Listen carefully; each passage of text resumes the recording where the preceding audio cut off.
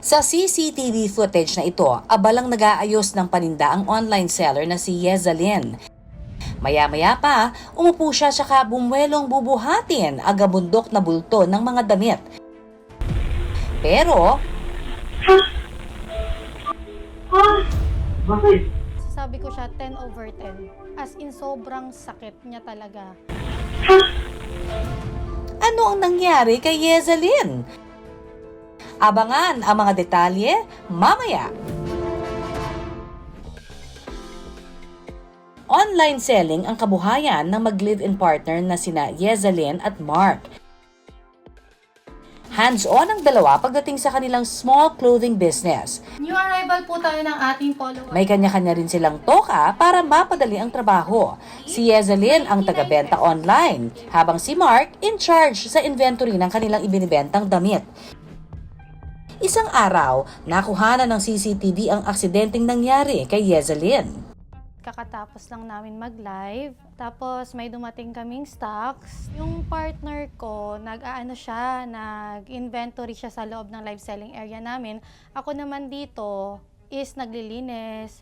Habang naglilinis ako, gusto ko dalhin yung mga na-live or na-mine na ng mga customer namin sa isang place kung saan kinabukasan pwede na siya matupi. Bubuhati na sana niya ang mga damit ng biglang Pagkabuhat ko, first attempt ko, hindi ko na kaya. Pagka second buhat ko, dun na siya, parang nahiwala yung lower part ko dun sa bandang taas ko. Dun siya sobrang sumakit. napaupo at mangiyak-ngiyak na si Yezalyn sa sobrang sakit ng kanyang likod. Sa pain siguro, masasabi ko siya 10 over 10.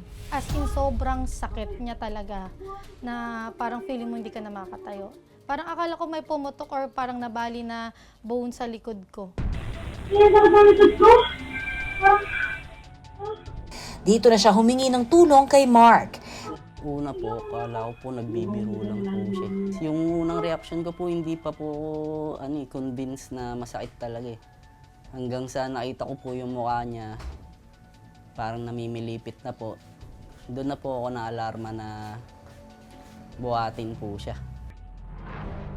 Nilagyan ni Mark ng hot compress ang likod ni Yezalyn. Nangyari yun alauna, so wala kayong mahinga ng tulong. Tulog ng mga kapitbahay, so kami-kami lang. Ganun lang yung nangyari sa amin, na tiniis ko lang. Gumaan naman daw ang pakiramdam ni Yezalyn pagkatapos magpahilot ng likod. Pero makalipas lamang ang 3 araw, bumalik ang sakit sa likod ni Yezalyn. After ko mag-live selling siguro ng mga 2 hours, nag-squat lang ako. Pagkatayo ko, kung ano yung pain na naramdaman ko nung first, ganun ulit siya. That time, ako na lang mag-isa kasi yung partner ko wala. Dahil bumalik nga ang sakit ng likod, minabuti ni Yezalyn na magpakonsulta na sa isang espesyalista. Pa-check up na kami sa ortho namin. 2 x-ray yung ginawa. Dito ko sa pelvic, tsaka yung sa may likod. Ang magandang balita, Walang crack ng bones. Parang may naipit lang daw talaga na ugat na siya yung nagkukos ng pain sa likod ko. Naresetahan ako ng pain reliever, tsaka isa pa yung para sa nerves, tsaka isang topical na cream na para din sa pain na ipapahid sa likod ko 3 times a day. ayon sa isang orthopedic and spine surgeon na si Doc Miguel Lumawig, tinatawag na annular o disc tear ang nangyari kay Yezalyn. Ito yung isang spinal condition kung saan nagkakaroon ng punit sa disc annulus ng ating spine. Kadalasan, yung ganong pananakit, malimit namin makita yon sa emergency room. Ang kadalasan yon pinagmumulan, punit sa disc o yung shock absorber ng likod natin. Nakukuha yan sa biglaang yuko, biglaang pihit ng likod, at pagbubuhat ng mabigat. No? Definitely, masakit talaga siya pag nangyari.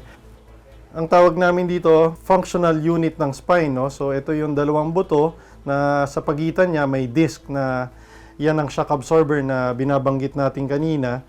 Yan, kapag yumuyuko tayo at pumipihit ang likod, gumagalaw siya. No? Ngayon, sa mga pagkakataon na sobrang pihit, sobrang baluktot ng likod, minsan napupunit siya. Maaaring lumuwa yung laman. No? Pag lumuwa yung laman, nandito yung ugat natin. Pag umipit sa ugat yon, pwedeng pagmulan ng hindi lang ng pananakit ng likod, kundi ng pananakit pati ng binti. Ayon kay Doc Miguel, sa kaso ni Yezelyn, kusa naman daw mawawala ang sakit kapag may sapat na pahinga ang likod. Sa loob ng 3-4 na araw, kusang nag-i-improve. May pag-iingat pa rin kailangan gawin, at least sa loob ng 2 linggo, para hindi siya maulit. Ibig sabihin nun, yung pagyuyuko, pagpipihit ng likod, at pagbubuhat ng mabigat, medyo kailangan pang alalay o iiwasan muna. Siguro maganda lang magpatingin sa espesyalista. Ang mga ganitong sintomas kung hindi maagapan, pwedeng maging sanhi ng herniated o slip disc. Ito ang kondisyon kung saan napupunit o nawawala sa tamang pwesto ang disc sa ating gulugod. Kaya, para maiwasang lumala, huwag ipagwalang bahala. Teka Doc Miguel, may home remedy ba para sa ganitong mga klase ng aksidente? Yung paghilot o yung pagmasahe ng mabigat, hindi natin ire-rekomenda sa ganong pagkakataon kasi minsan lalong sumasama o lalong sumasakit yung likod. Yung pahid naman ng oil, wala naman tayong problema kung gusto nilang magsubok ng magpahid ng langis, magpahid ng kahit yung mga gamot na pampaimpis ng maga, no? Pwede naman, kaso may risk rin sa, of course, yung pangangati, yung pamumula ng balat. Yung hot compress, it's very soothing, ibig sabihin nakakatulong sa pananakit. Maaari namang gawin yon. Sa unang parte ng pananakit, magandang lagyan ng yelo muna, cold compress muna. Siguro pagkaraan ng 24 hanggang 48 hours, pwedeng gumamit na ng warm compress. Pero ayon kay Doc Miguel, prevention is still better than cure. May iwasan daw ang ganitong problema kung tama ang ating postura. So ang tamang pagbubuhat, kailangan ibaluktot yung tuhod at wag masyadong ibaluktot yung likod pag magbubuhat. Pagka kinukuha yung gamit, diretso pa rin yung likod, no? Squat talaga. So ibabaluktot ito. Ayan! Ganyan ang tamang pagbubuhat, no? Samantala, back to live selling na ulit ngayon si Yezelyn. Lesson learned na raw sa kanya ang not once but twice na aksidenteng nangyari sa kanya. Dapat meron kang time para sa sarili mo to exercise, proper na pagbuhat, dapat alam natin yun. Natutunan ko, maging easy lang sa buhay, hindi lang work ng work. Dapat pagpahinga na, pahinga mo na yung katawan mo, pahinga na lahat. Mga kapuso, huwag magmine ng magmine sa mabibigat na trabaho. Para hindi ma-sold out ang ating lakas, hinay-hinay sa pagbubuhat ng mabigat at tandaan, tamang postura lang dapat.